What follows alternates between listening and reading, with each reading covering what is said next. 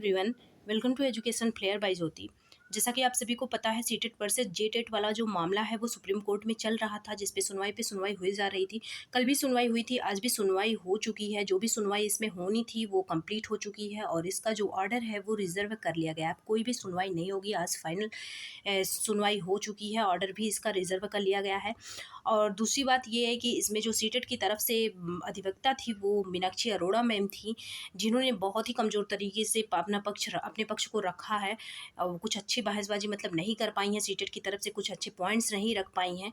और state TET वाले वहीं जो थे उनकी तरफ से रखा गया, मेन जो पॉइंट रखा गया वो रखा गया कि जो लैंग्वेज है और जो कल्चर है, स्टेट अगर वही उसी स्टेट के स्टूडेंट वहाँ पे टीचर बनेंगे तो जो लैंग्वेज और कल्चर है बच्चों का और जो क्वालिटी होगी एजुकेशन की वो और अच्छी होगी।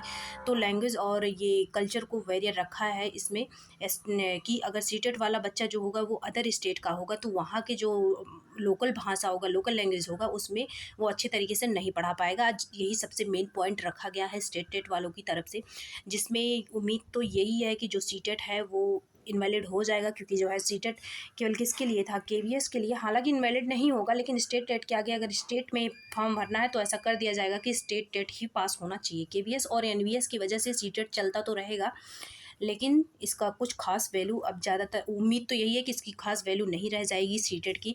अगर आपको किसी भी स्टेट में फॉर्म भरना होगा तो वहाँ का स्टेट टेट जो भी होगा उसको आपको डालना होगा। इसमें सबसे ज़्यादा प्रॉब्लम जो होगा, अगर ऐसा डिसीजन आता है तो सबसे ज़्यादा, क्योंकि जो बहसबाजी हुई है उसके अकॉर्डिंग यही लग रहा है कि सीटेट का जो पक्ष था वो काफ़ी कमज़ोर था as compare to state TET वालों के, जो वहाँ पे झारखंड टेट वालों के तरफ से अधिवक्ता थे उनके आगे। क्योंकि सीटेट देखिए स्टूडेंट के लिए बहुत आसान था इसका। अगर स्टूडेंट जो सीटेट पास करता था वो एक बार पास किया सीटेट, हर स्टेट में एलिजिबल हो जाता था। तो उसे ज़्यादा दौड़ा भागी वाली जो चीज़ें हैं, ज़्यादा इधर से उधर स्टेट में जाना, ज़्यादा पैसे खर्चा करना, ये सब चीज़ें नहीं थी। एक बार ये सीटेट पास करता था तो हर स्टेट में वो फॉर्म भरने के लिए एलिजिबल हो जाता था। ये बहुत अच्छी चीज़ थी सीटेट में। अगर अब देखिए खुद ही सोचिए आप कि यूपी में 2018 से इतने सालों से वैकेंसी नहीं आई है और यूपी के कितने स्टूडेंट जाके बिहार में सेलेक्ट हुए हैं। तो ये किस वजह से हुआ? बस सीटेट की वजह से। और आपको पता ही होगा बिहार टेट बहुत दिनों से नहीं आया हुआ था। अगर सीटेट नहीं मान्य होता तो बिहार में कोई जाके फॉर्म भर के टीचर नहीं बन पाता।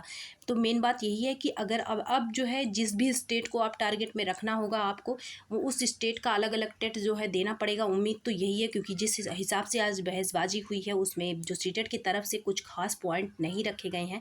अब बाकी देखिए कि उसमें होता क्या है, क्योंकि उसमें बोला गया है कि जो सीटेट है और स्टेट टेट है ये दोनों एक ही जैसे हैं। तो फिर जब एक ही जैसे हैं तो दो एग्ज़ाम क्यों कराना? अब देखिए किसको इसमें ज़्यादा अहमियत मिलता है, या फिर सीटेट और स्टेट टेट ऐसे ही ऑप्शन के तौर पे चलता रहेगा। अब ऑर्डर आने के बाद ही पता चलेगा। इसमें जो ऑर्डर है वो रिजर्व कर लिया गया है।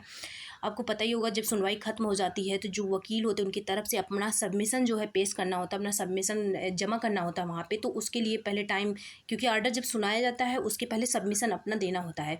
तो उसके लिए आज कोर्ट ने जो टाइम दिया है वो आज शाम तक के लिए वकीलों को वहाँ पे टाइम दिया है कि अपना सबमिशन जो भी पेश करना चाहते हैं वो पेश कर दें। इसके बाद जो ऑर्डर है वो तो रिजर्व हो ही चुका है, फिर फैसला सुना दिया जाएगा।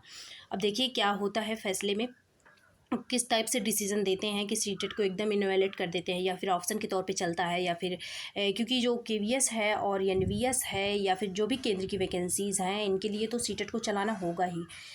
लेकिन इसके अलावा देखिए क्या करते हैं।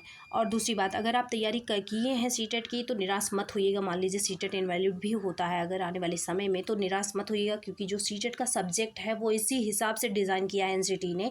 स्टेट टेट से बिल्कुल वो मैच करता है। उसका जो सीडीपी है, उसका जो साइंस है, मैथ, आप तो जान ही रहे हैं, जो साइंस है एनसीईआरटी हर जगह चलता है। जो साइंस है, मैथ है, एसएसटी है, क्या हिस्ट्री है, पॉलिटिकल है, ज्योग्राफी है, ये सब किसी स्टेट के लिए पर्टिकुलर चेंज नहीं हो जाता, सेम सब्जेक्ट रहता है। लेकिन हाँ, इतना ज़रूर है कि अगर ऐसा होता है तो जो स्टूडेंट है उसके लिए काफ़ी जो है क्रिटिकल कंडीशन होगा, क्योंकि वो उसको अगर बिहार जाना है तो बिहार का जो बी टेट है वो भी देना होगा। और बाई चांस वो वैकेंसी आ गई, बिहार का टेट नहीं हुआ, तो जो बाहरी स्टेट वाले हैं वो बिल्कुल नहीं वहाँ पे जा पाएंगे। ऐसे अदर इधर स्टेट में अगर आप टारगेट रखे होंगे तो वहाँ पे जा जाके बार बार आपको देना होगा वहाँ का जब भी टेट का फॉर्म आएगा। इसलिए ये जो है अगर ऐसा होता है तो स्टूडेंट के लिए सबसे ज़्यादा दिक्कतें इससे होंगी। चलिए देखते हैं बाकी क्या ही सुने, क्या मतलब इसका जो ऑर्डर है वो रिजर्व हो ही गया है, कभी भी फैसला आ सकता है इसका। बस फाइनल सबमिशन एक बार वो लोग अपना जमा कर दें। Okay, thanks for watching.